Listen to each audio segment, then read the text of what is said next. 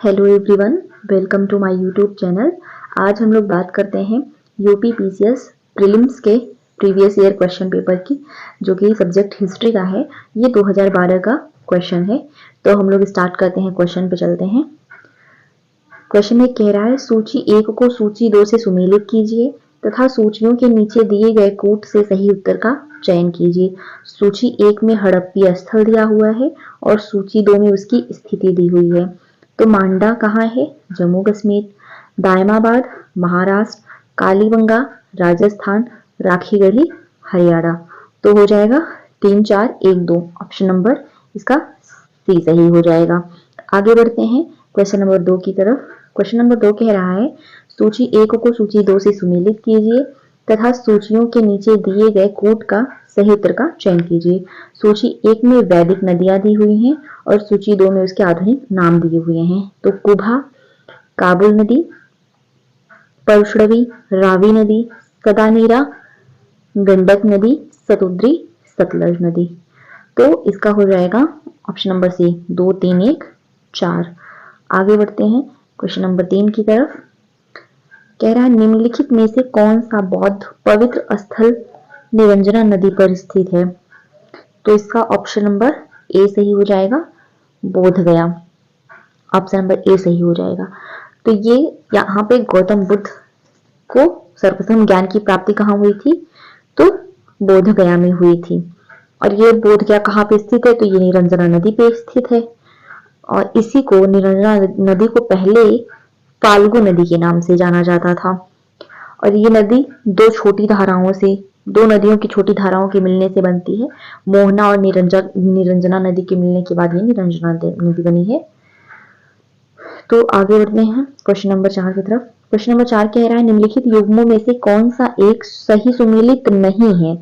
तो कर्पूर मंजरी, हर्ष, मालविकाग्नि मित्र, कालिदास, मुद्रा राक्षस, विशाखदत्त, सौंदरानंद, अश्वघोष। तो ये मालविकाग्नि मित्र कालिदास की ही है, मुद्रा राक्षस विशाखदत्त की है, सौंदरानंद अश्वघोष की है। कर्पूर मंजरी हर्ष की नहीं है। कर्पूर मंजरी किसकी है? राजशेखर की है। तो यहाँ पे ऑप्शन नंबर ये गलत हो जाएगा, ये गलत हो जाएगा। राजशेखर कौन थे? तो राजशेखर गुर्जर परिहार के दरबारी कवि थे। आगे बढ़ते हैं क्वेश्चन नंबर 5। पुंड्रवर्धन भक्ति अवस्थित है। तो 4 ऑप्शन दिया है, उत्तर बंगाल, बिहार, उड़ीसा, असम। इसका ऑप्शन नंबर ए सही हो जाएगा, उत्तर बंगाल में। आगे बढ़ते हैं क्वेश्चन नंबर 6 की तरफ। क्वेश्चन नंबर 6 कह रहा है कि निम्नलिखित में से कौन महाभारत के तेलुगु अनुवादों के लिए विख्यात है? महाभारत के। तो 4 ऑप्शन दिए हैं, कंबन, कुट्टन, नन्नय, टिक्कन। 4 ऑप्शन दिए हैं। तो इसमें हो जाएगा नन्नय और टिक्कन। तो इसका ऑप्शन नंबर सी सही हो जाएगा। इसमें आगे बढ़ते हैं। इसमें एक और लोग थे, यिर्रन। तो महाभारत का तेलुगु अनुवाद का कार्य सबसे पहले 11वीं शताब्दी में हुआ था, जो कि नन्नय ने स्टार्ट किया था। फिर उसके बाद 13वीं शताब्दी में हुआ टिक्कन के द्वारा, और फिर यिर्रन के द्वारा 14वीं शताब्दी में से पूरा किया गया था। आगे बढ़ते हैं क्वेश्चन नंबर 7 की तरफ। क्वेश्चन नंबर 7 देखते हैं। तो कह रहा है कि अशोक का समकालीन तुर्मय कहाँ का राजा था? तो इसका ऑप्शन नंबर ए सही हो जाएगा, मिस्र का राजा था। तो मौर्य शासक थे अशोक।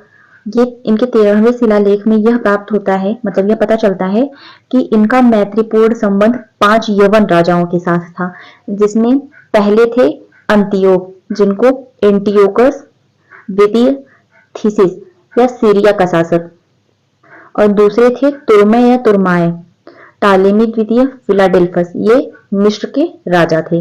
तो तुर्मय कहाँ के राजा थे? मिस्र के राजा थे। तीसरे थे अंतकिनी एंटीगोनस गोनातास, जो कि मेसिडोनिया के राजा थे। और चौथे थे मग, ये साइरिन का शासक था। और 5वां था अलेक्सुंदर, ये जिसको हम अलेक्जेंडर एपाइरस या एपीरस के राजा के नाम से जानते हैं। तो इसका ऑप्शन नंबर ए सही हो जाएगा। आगे बढ़ते हैं क्वेश्चन नंबर 8 की तरफ। क्वेश्चन नंबर 8 कह रहा है, निम्नलिखित में से कौन से संगम पत्तन पश्चिमी तट पर स्थित थे? नीचे दिए गए कूट से सही उत्तर चुनिए। 4 ऑप्शन दिया हुआ है, कोरकै, पुहार, तोंडी और मुसुरी। तो इसका ऑप्शन नंबर सी सही हो जाएगा, तोंडी और मुसरी। ये हो जाएंगे मुसरी और तोंडी। आगे बढ़ते हैं क्वेश्चन नंबर 9 की तरफ। तो कह रहा है कि वह चोल राजा कौन था जिसने श्रीलंका को पूर्ण स्वतंत्रता दी और सिंघल राजकुमार के साथ अपनी पुत्री का विवाह कर दिया। तो इसका ऑप्शन नंबर ए सही हो जाएगा, कुलोत्तुंग प्रथम। इसने ही अपनी पुत्री का विवाह सिंघल राजकुमार के साथ कर दिया था। और इस समय श्रीलंका के राजा विजयबाहु थे। आगे बढ़ते हैं, क्वेश्चन 10 देखते हैं। वह प्रसिद्ध जैन आचार्य कौन थे जिनको अकबर ने बहुत सम्मानित किया था? सॉरी, यहाँ पे टाइपिंग मिस्टेक हो गई है। तो वह प्रसिद्ध जैन आचार्य कौन थे जिनको अकबर ने बहुत सम्मानित किया था? तो ऑप्शन नंबर बी सही हो जाएगा, हरिविजय सूरी। इनको अकबर ने सम्मानित किया था। तो अकबर द्वारा जैन, ये हरिविजय सूरी कौन थे? तो ये जैन के प्रसिद्ध आचार्य थे। इनको ही बहुत सम्मानित किया गया था और अकबर ने इन्हें, हरविजय सूरी को, जगत गुरु की उपाधि भी दी थी। आगे क्वेश्चन नंबर 11 देखते हैं। किसके सिक्कों पर बगदाद के अंतिम खलीफा का नाम सर्वप्रथम अंकित हुआ? तो किसके सिक्कों पर हुआ था बगदाद खलीफा का नाम? तो इसका ऑप्शन नंबर डी सही हो जाएगा, अलाउद्दीन मसूद शाह। इनके सिक्कों पर अंतिम खलीफा का नाम अंकित किया गया था। बात करते हैं अलाउद्दीन मसूद शाह के शासनकाल की। तो इनका शासनकाल 1242 से 1246 ईस्वी तक था। और ये बगदाद के अंतिम खलीफा कौन थे? तो अल मुस्तसीम थे। उनका शासनकाल ये 1200, अल मुस्तसीम 1242 से 1258 ईस्वी तक बगदाद के खलीफा रहे हैं। और इल्तुतमिश की बात करें तो इल्तुतमिश के सिक्के पर खलीफा अल मुस्तनसीर का नाम उल्लिखित था, जो 1226 से 1242 ईस्वी तक खलीफा रहे हैं। आगे देखते हैं कुतुबुद्दीन ऐबक के बारे में थोड़ा देख लेते हैं। तो कुतुबुद्दीन ऐबक ये दिल्ली सल्तनत का पहला सुल्तान था और इसका शासनकाल 1206 से 1210 ईस्वी तक था। किसका? कुतुबुद्दीन ऐबक का। इसका शासनकाल 1206 से 1210 ईस्वी तक था। और ये 1206 ईस्वी में ही लाहौर की गद्दी पर बैठा था और उसने ही लाहौर को अपनी राजधानी बताया था। इसकी उपाधियों की बात करें अगर, तो इसको लाख बख्श, लाखों का दान करने वाला, पीत बख्श, हाथियों का दान करने वाला, हातिम ताई और कुरान ख्वाह की उपाधियां मिली गई थी। अगर दरबारी विद्वान की बात करते हैं तो इसके दरबारी विद्वान थे हसन निजामी और फखरे मुताबिर। और आगे बात करें कि इसने किस किस चीज का निर्माण करवाया था, तो कुब्बतुल इस्लाम मस्जिद का निर्माण करवाया था जो कि दिल्ली में स्थापित है। अढ़ाई दिन के झोपड़ा का निर्माण करवाया था जो कि राजस्थान के अजमेर में है। और कुतुब मीनार का निर्माण करवाया था जो कि दिल्ली में है। कुतुब मीनार का निर्माण, ये क्वेश्चन आता है कि कुतुब मीनार का निर्माण किस उद्देश्य से करवाया गया था? तो यह निर्माण अजान के उद्देश्य से करवाया गया था। और कुब्बत उल इस्लाम मस्जिद का निर्माण जो इसने करवाया था दिल्ली में जो स्थापित है, वो इस्लामी शैली में बनी हुई भारत की पहली मस्जिद थी। और फिर कुतुबुद्दीन ऐबक की 1210 ईस्वी में मृत्यु हो गई थी चौगान खेलते समय। उसके बाद इसके पुत्र आराम शाह लाहौर की गद्दी पर बैठे थे। आगे बात करते हैं इल्तुतमिश के बारे में, थोड़ा सा जान लेते हैं। तो इल्तुतमिश को बदायूं का सूबेदार कहा जाता है और इसने बगदाद के खलीफा से सुल्तान की उपाधि धारण की थी और इसको दिल्ली का वास्तविक संस्थापक कहा जाता है। और इसने अपने सल्तनत काल में 3 महत्वपूर्ण अंग का गठन किया था। तो इन्होंने इक्ता व्यवस्था, सेना और मुद्रा प्रणाली का गठन किया था।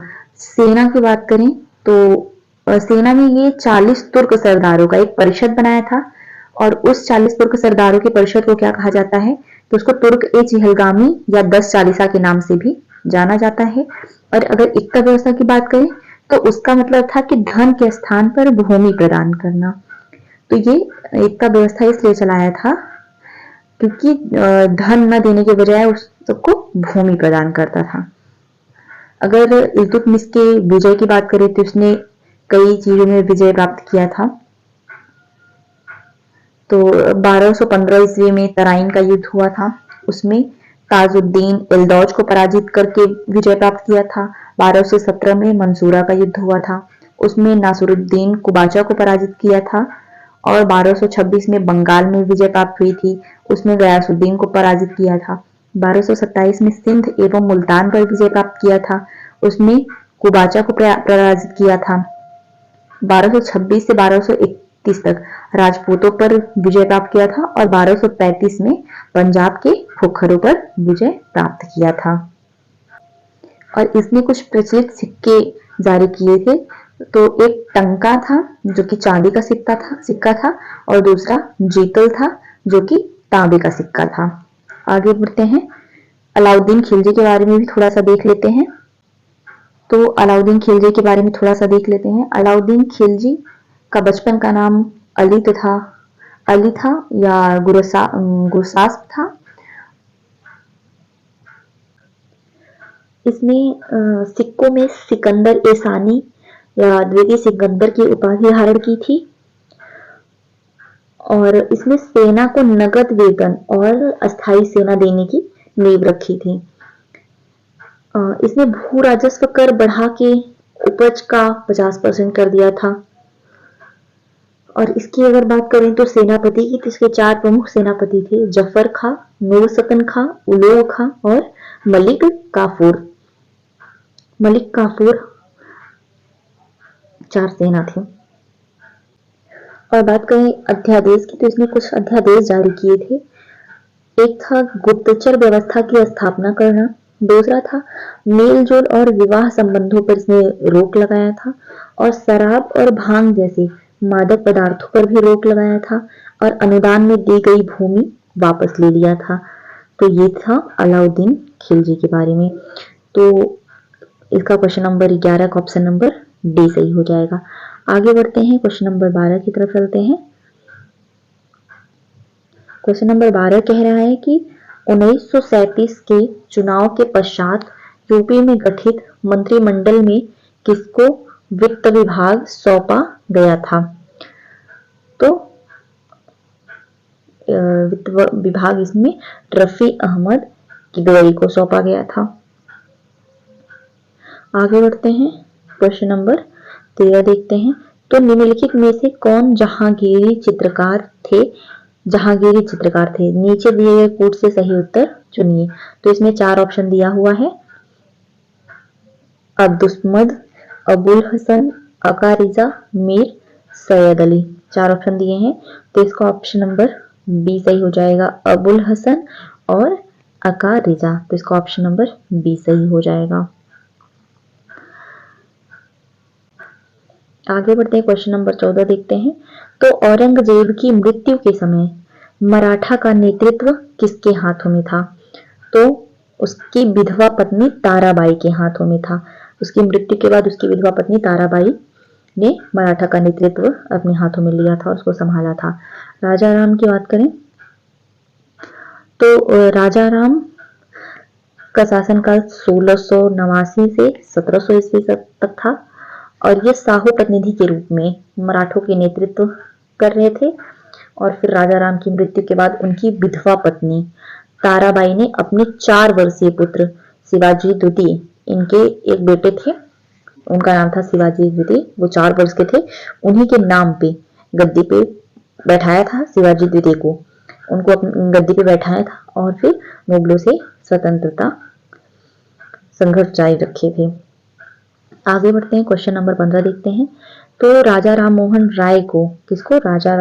राय को राजा की उपाधि किसने दी थी? तो इसका ऑप्शन नंबर बी सही हो जाएगा, अकबर द्वितीय ने दी थी। क्योंकि राजा राम मोहन राय अकबर द्वितीय के प्रतिनिधि के रूप में 1830 ईस्वी में इंग्लैंड गए थे। आगे बढ़ते हैं, क्वेश्चन नंबर 16 देखते हैं। तो निम्नलिखित कॉलेजों में सर्वप्रथम किसकी स्थापना हुई थी? तो सबसे पहले हिंदू कॉलेज की स्थापना हुई थी, तो इसका ऑप्शन नंबर ए सही हो जाएगा। तो हिंदू कॉलेज की स्थापना किसने करवाई थी? राजा राम मोहन राय ने करवाई थी। और राजा राम मोहन राय आधुनिक शिक्षा के सबसे प्रारंभिक प्रचारकों में से एक थे। और इन्होंने, राजा राम मोहन राय ने 1817 ईस्वी में डेविड हेयर के साथ मिलकर कलकत्ता में, यहाँ पे दिया हुआ है ना कलकत्ता में स्थित हिंदू कॉलेज, तो डेविड हेयर के साथ मिलकर कलकत्ता में हिंदू कॉलेज की स्थापना की थी। फिर उसके बाद 1875 ईस्वी में मेयो कॉलेज की स्थापना की थी, जो कि कहाँ है? अजमेर में है। फिर उसके बाद मुस्लिम एंग्लो ओरिएंटल कॉलेज की स्थापना की थी 1875 में ही, ये कहाँ है? तो ये अलीगढ़ में है। और उसके बाद दिल्ली कॉलेज की स्थापना की थी 1825 ईस्वी में। मतलब सबसे पहले हिंदू कॉलेज की स्थापना की थी, फिर 1825 में दिल्ली कॉलेज की स्थापना की थी, फिर उसके बाद मेयो कॉलेज की स्थापना की थी और मुस्लिम एंग्लो ओरिएंटल कॉलेज की स्थापना की थी। तो इसका ऑप्शन नंबर ए सही हो जाएगा। आगे बढ़ते हैं, क्वेश्चन नंबर 17 देखते हैं। तो कह रहा है कि शारदा अधिनियम के अंतर्गत लड़कियों एवं लड़कों के विवाह की न्यूनतम आयु क्रमशः कितनी निर्धारित की गई थी? तो इसका ऑप्शन नंबर बी सही हो जाएगा, 14 एवं 18। तो 14 वर्ष और 18 वर्ष निर्धारित की गई थी लड़कियों और लड़कों के विवाह की न्यूनतम आयु। 1929 में अजमेर के प्रसिद्ध निवासी डॉक्टर हरविलास शारदा थे, तो उन्होंने ही बाल विवाह निषेध कानून बनाया था और उन्हीं के नाम पे ही ये शारदा अधिनियम पड़ा था। और उन्होंने ही इसी अधिनियम में उन्होंने कहा था कि लड़कियों के विवाह की न्यूनतम आयु कितनी होनी चाहिए? 14 और लड़कों की 18। आगे बढ़ते हैं क्वेश्चन नंबर 18 की तरफ। कह रहा है सूची 1 को सूची 2 से सुमेलित कीजिए तथा सूचियों के नीचे दिए गए कोड से सही उत्तर का चयन कीजिए। तो यहाँ पे एक सूची 1 में समाचार पत्र दिया हुआ है और सूची 2 में उसकी भाषा दी गई है। तो देखते हैं, भारत मित्र हिंदी में, राष्ट्रमत मराठी में, प्रजामित्र गुजराती में और नायक बंगाली में। तो इसका ऑप्शन नंबर सी सही हो जाएगा, ऑप्शन नंबर सी सही हो जाएगा। आगे बढ़ते हैं, क्वेश्चन नंबर 19 देखते हैं। तो क्वेश्चन नंबर 19 कह रहा है कि लंदन में ब्रिटिश ईस्ट इंडिया कंपनी के गठन के समय भारत का निम्नलिखित में से कौन बादशाह था? तो लंदन में जब ब्रिटिश ईस्ट इंडिया कंपनी का गठन हुआ था तो उस समय भारत का बादशाह कौन था? तो इसका ऑप्शन ए सही हो जाएगा, उस समय भारत का बादशाह अकबर था। तो थोड़ा सा अकबर के बारे में देख लेते हैं। अगर बात करें अकबर के शासनकाल की, तो अकबर का शासनकाल 1556 से 1605 ईस्वी तक था। 1556 में अकबर का राज्याभिषेक हुआ था। कुछ इनके महत्वपूर्ण बातें हैं वो देख लेते हैं। तो 1560 में इनके संरक्षक थे बैरम खां, उनको ये उनके पदों से अभ्यस्त कर दिए थे। और 1562 में अकबर दास प्रथा का अंत किए थे। 1563 में इन्होंने तीर्थ यात्रा कर समाप्त कर दिया था और 1564 में इन्होंने जजिया कर समाप्त किया था। 1571 की बात करें तो फतेहपुर सीकरी की स्थापना की थी और उस राजधानी को आगरा से फतेहपुर में स्थानांतरित कर दिए थे। और 1575 में इबादत खाना की स्थापना की थी। 1578 की बात करते हैं तो सभी धर्मों के प्रवेश की अनुमति दी थी। और 1580 में 10 साल बंदोबस्त टोडरमल के द्वारा 10 साल बंदोबस्त किया गया था। और उसके बाद 1582 में दीन इलाही की घोषणा की थी। 1583 में नया कैलेंडर इलाही संवत की शुरुआत किए थे और इनके शासनकाल में मतलब इसकी शुरुआत की गई थी। और 1601 में असीरगढ़ पर अकबर का अंतिम अभियान था और उसके बाद ही 1605 ईस्वी में इनकी मृत्यु हो गई थी। इनके अकबर के 9 रत्न थे जो कि इनके दरबार में रहते थे। तो पहले 9 रत्न की बात करें तो वो बीरबल थे। और जैसे कि हमने आपको बताया 1582 में दीन ए इलाही की घोषणा की गई थी। तो वो किसने? दीन ए इलाही धर्म को अपनाने वाले एकमात्र हिंदू थे। कौन थे? बीरबल थे। और दूसरे इनके 9 रत्न अबुल फजल थे। ये इतिहास, दर्शन और साहित्य के विद्वान थे। अकबरनामा और आईने अकबरी की रचना इन्होंने की थी, अबुल फजल ने की थी। तीसरे नवरत्न तानसेन थे और चौथे थे अब्दुल रहीम खान खाना। पांचवे थे मान सिंह, छठवें थे टोडरमल, इन्होंने ही 10 साल बंदोबस्त किया था। और राजा फैजी थे, इनके एक नवरत्न राजा फैजी थे। और फिर हकीम हुमाम थे, मुल्ला दो प्याजा थे, ये थे इनके नवरत्न। आगे बढ़ते हैं, क्वेश्चन नंबर 21 देखते हैं। क्वेश्चन नंबर 21 कह रहा है सूची 1 को सूची 2 से सुमेलित कीजिए तथा सूचियों के नीचे दिए गए सही उत्तर का चयन कीजिए। तो इसमें सूची 1 को सूची 2 से सुमेलित करना है। इसमें दिया हुआ है, एक सूची में दिया हुआ है कांग्रेस अध्यक्ष और दूसरी सूची में उसका अधिवेशन स्थान दिया हुआ है। तो डॉक्टर M.A. अंसारी मद्रास अधिवेशन की अध्यक्षता किए थे। पुरुषोत्तम दास टंडन ये नासिक के, सरोजनी नायडू कानपुर और सुभाष चंद्र बोस हरपुरा अधिवेशन की अध्यक्षता किए थे। तो इसका ऑप्शन नंबर सी सही हो जाएगा। ऑप्शन नंबर सी सही हो जाएगा। क्वेश्चन नंबर 22 की बात करते हैं। तो किस अधिनियम में भारतवासियों को अपने देश के प्रशासन में कुछ हिस्सा लेना संभव बनाया गया था?